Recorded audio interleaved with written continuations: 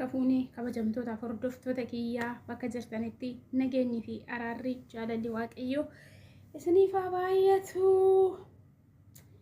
Yooyyaa nooraa isiniin jennee jirra.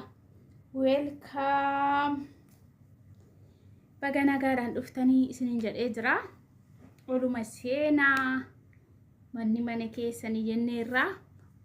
Wanti dhabame hin jiru, waan hin jirre nu gaafadhaa jenna.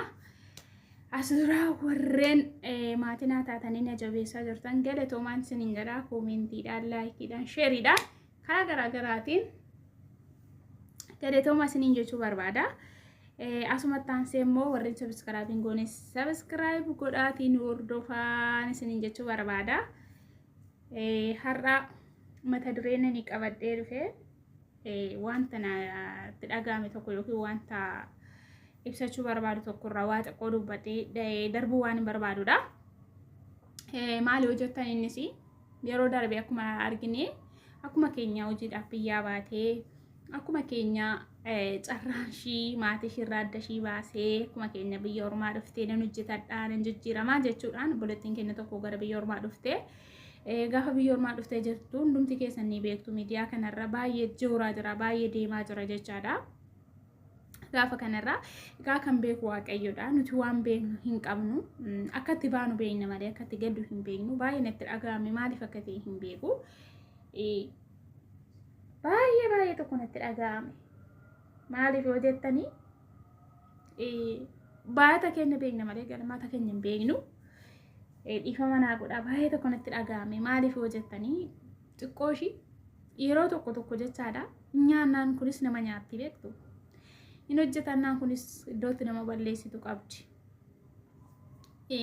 Gaafa biyyaa baanu waggaa lama hojjetanna jennee biyyaa baane edda biyyaa baaneet immoo haaluma jireenyaa biyya keenyaa laallee haala areebshaa biyya keenyaa laallee waggaa 5 waggaa 6 waggaa 7 hojjennu hin jira jechaadha. Hanga meeqa 20 kan hojjetu hin jira jechaadha. Maaliif of jijjiirraa maatii keenya jijjiirraa warra rakkatan bukkee dhaabadheen maal godheen maskiida ijaareen charchii bukkee dhaabadheen akkasuma beeta kiristaanii bukkee dhaabadhee namoonni jedhan baay'een isaanii hin jiru jechaadha. Garuu nuti karoorsina malee kan itti darbee nuuf hojjetu waaqayyo qofaadha. Yeroon akkasiin hin jedhu baay'ee tokko natti dhagahame. Maaliif obboleettiin keenya tokko akka jedhanitti balaa gaasiitiin duutee jedhu. Garuu immoo obboleettiin tokko immoo akkuma ishii sarraatanyaa taate akkuma ishii Itoophiyaa taate reenfi ishii marammaranii jetti. Maaliif sababni isaa gaasiitu ishii ajjeesee fi namatu ishii ajjeesee fi maal taate akka duuteyyuu wanti beekamu hin jiru. Maaliif sababni isaa itoo isin ta'eeti amma isinitti dhagahama osoo lammii keessa yookiin fira keessan ta'eeti baay'ee natti dhagahame. Maaliif yoo jettanii hundi keenya biyya ormaa keessa jirra. An akka yaada kootti dhugaa ijoollee tokko ormaa keessa jirtu hamaanu dhugaa rabbii ninja yeroo tokko dhugaa rabbii baay'ee natti dhagahama. Maaliif namni tokko biyyaa rakkate yoo jedhan namni tokko laanii kanarratti ulfeessee abbaan manaa gate yoo jedhan kan bukkee dhaabatu qimamoota madaami. Namni tokko maskiida ijaarraa beeta kiristaanii ijaarraa charchii ijaarraa yoo jedhan kan fiigee bukkee dhaabatu qimamoota madaamiiti jechaadha. Garuu akkasumas immoo akkuma wal bukkee dhaabannus immoo tokko jirti. Tokko qimamii madaamii taate gadheen jirti. Kan ofuma ofiisaallee dabarsee wal kennu. Matuma isaatiif illee kan waliif hin dhimne hin jira. Maaliif yoo jettan tokko hin jira akkuma gaariin jiru gadheenis hin jira beektu. Akkuma wal beeknu kana keessa namni gaariin jira namni immoo gaariin taane hin jira. Kanaaf dhugaa dubbachuuf taanaan reenfi ishiin marammaramii jettan namoonni baay'een viidiyoo irratti hojjetaniiru. Namoonni baay'een dhugaa baay'ee tokko baay'ee natti dhagahame. Maaliif akka ta'e hin beeku. Maaliif carraan keenya yeroo tokko iddoo geenu gatus hin qaba. Iddoo namatti tolus hin jira. Tokko immoo akka haadha isaanii akka abbaa isaaniitti kan ilaalan hin jiru. Tokko immoo kan beelaan dhumaa jiran hin jiru. Tokko immoo hamma tokko seenis nama tokko si kana deebii tokko si kan naan jedhan hin jiran. Maaliif iddoo tokko gaarii yoo ta'e iddoo tokko immoo wanta gaarii hin taanetu jira. Manni hundumtuu tokko miti wanta ta'eef jechaadha. Amma kan hundumaa shamarran keenya golormaa jiran waan hunda damdamatanii gaariis gadhees damdamatanii osoo yookiin karaa walaatiin birrii irraa nyaatamaa karaa maatiitiin karaa hiriyaatiin karaa garaati shamarran biyya arabaa ba'aa baay'ee baattee deemti. Ba'aa siinotiraakiin tokko baatee hin deemne baatanii deemu jechaadha. Maaliif hojjettanii nama tokko rakkatee yoo jedhan danda'anii biran darban sababni isaa mana dhormaa keessatti waan hacuucamaa jiranii waan rakkatanii tineechaa jiranii baqa waan birriin kun bora akka dhumutti hin fakkaatu. Maaliif baqa yeroo hojjennu humna qabna ammaaf humna keenya waan qabnuuf nutti fakkaachuu danda'a. Garuu gaafa gara biyyaa gallee inni dhalan godhannes gaafa dhala godhatee inni dhala qabus gaafa dhala isaatti galee waan hundumaan taneedhe kaleessa lakkaa yeroo biyya ormaa jiru jedheeni yaaduun hin jiraachaa waan tokko gaafa goonu duuba keenya silaalaa fuuldura keenya silaalaa soo goone baay'ee gaariidha. Inni lammataa immoo waluma walii keenya dabarsinee wal kennuun haadha qabatuun isiniin jedha. Maaliif hojjettanii namni tokko iddaa obboleettiin kun gaasiin ajjeesee duutemti maaliif reenfi ishii hin marammaramu jechuun ishii kun balleessaa ishiiti. Boru anas osoo ta'eeti sis osoo ta'eeti namni kun dabarsitee nama si kennitudha jechaadha. Nama siif hin illeedha nama nuuf hin illeedha jechaadha. Maaliif nuti warreen biyya ormaa keessa jirru firri keenya inni dhugaan Yesuus qofaadha. Namni biyya keessaallee waan nuti irraa funnee yeroo hundumaa birrii argannutti fakkaata. Nuti garuu golaa dhormaa keessatti daalachoomnee daaraa fakkaannee shinti beeti namaa dhiqnee waan baay'ee keessa darbinee birrii argina.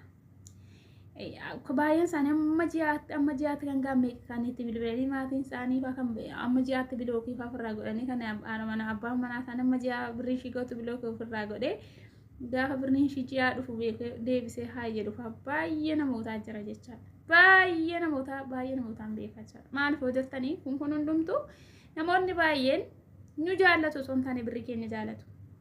Birrii nuti argannu jaallatu. Garuu immoo namatu walii caala. Namni keenya garuu akkasitti yaadu. Isin immoo buloonni koo wal hormaa keessa jirtan adaraa yeroo gaazii bantanis yeroo gaaziitti qadaaddanis tokko immoo yeroo dhuma kunoo maashina mana qulqulleessan sana isallee yeroo kaara baasaatti intini gootan of eeggadhaa. Maaliif hojjettanii yeroo tokko isuma keessaan illee qormaan baay'eetu jira jechaadha. Elektirikiin elektirikumadha. Kana isiniin jedha.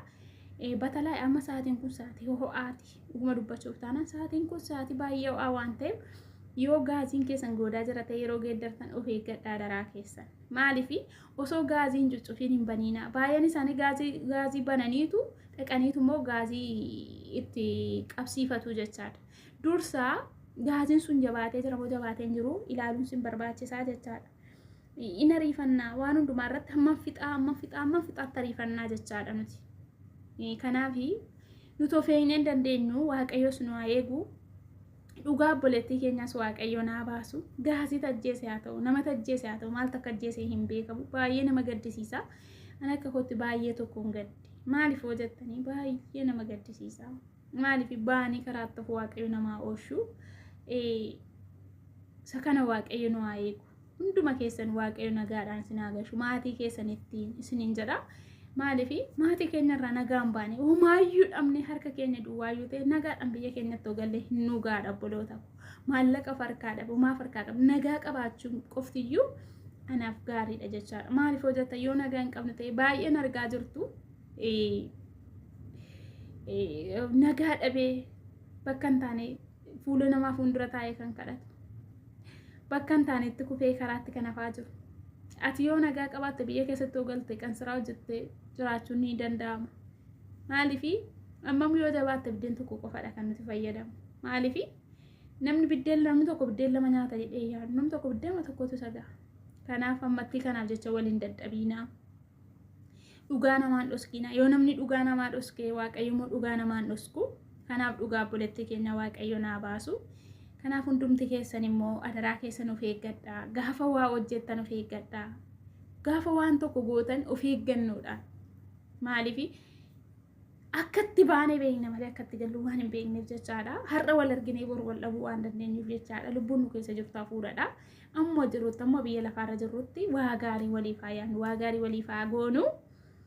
Kanaaf hundumti keessan iyyuu waan akkanaarraa of qusadhaa wal gorsaa ganamas yeroo kaatanii nagaa wal gaafadhaa akka wal beektanitti wal iyyaafadhaa. Maaliif hojjettan yoo wal gaafatanii yoo namni walitti dubbate yoo wal arga malee namni wal hin dubbisne namni namatti hin dubbanne homaa isaa kan jiraatu faayidaan qabu siniin jedha. Kanaaf galatoomaa hundi keessaniyyuu laayikis sheeris naa godhaa. Sabiskiraayibis godhaa handa'u sabiskiraayibiin kiyya deemaan jiru maaliif akka ta'e hin beeku argaa saaboo innaa kanaaf hundi keessan sheer naaf godhaa sabiskiraayibii naaf godhaa na jabeessaa anis immoo waaqayyo na gargaare waan gaggaarii gara Itoophiyaa deemee waan gaggaarii isinii qabadhee dhufuu hin danda'a. Kanaaf amma sanatti immoo sheeris naaf godhaa na jabeessaa na wajjin ta'aa isiniin jechuu barbaada. Galatoomaa ulfaadhaa. Hanga viidiyoo biraatti walitti deebinutti immoo nagaatti naa turaa.